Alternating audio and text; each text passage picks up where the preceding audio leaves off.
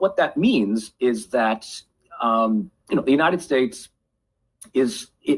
looks at the Western Hemisphere, looks at Latin America, and increasingly looks at Canada and Greenland and others as well, as just simply areas of which it feeds the empire.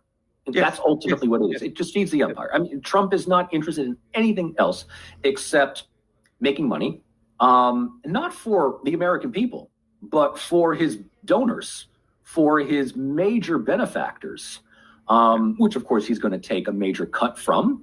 That's true. And so it's a type of, I would almost say, 21st century mercantilism.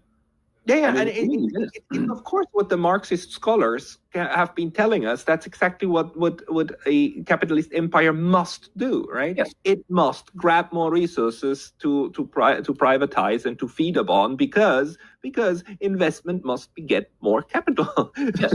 So when you get rid of much of the manufacturing sector in your own country, right? When you are a post-industrial country and you are now largely based on consumerism, yeah, you need the raw materials to effectively feed those markets, and to keep the markets going, keep production going, at least up until the day you die, and then we'll worry about their stuff afterwards. So to your point here is that yes, the United States is not interested in just simply sowing chaos in Latin America because it's bad for business. Right, because it halts the extraction of raw materials. Bad for fruit companies, bad for this, bad for that. That's actually very good. Yes, absolutely. United Fruit Company from the previous century beforehand. That is exactly what it is. Latin America is nothing about colonialization. It is all about corporatism.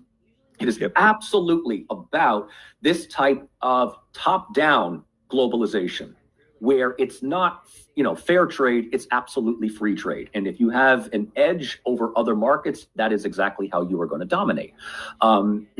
Any country that has the audacity in the previous century or so of nationalizing a major industry of raw materials, suddenly the CIA actually cares about the plight of human rights.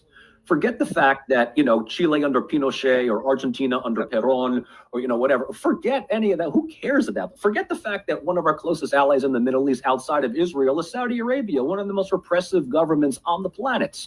Let's be perfectly honest here. Do we really care about No, just because you behead people on a public square, does that make you a repressive government? No. He probably had it coming. Who knows? And then suddenly we're supposed to believe that, the Iranians are fighting for freedom.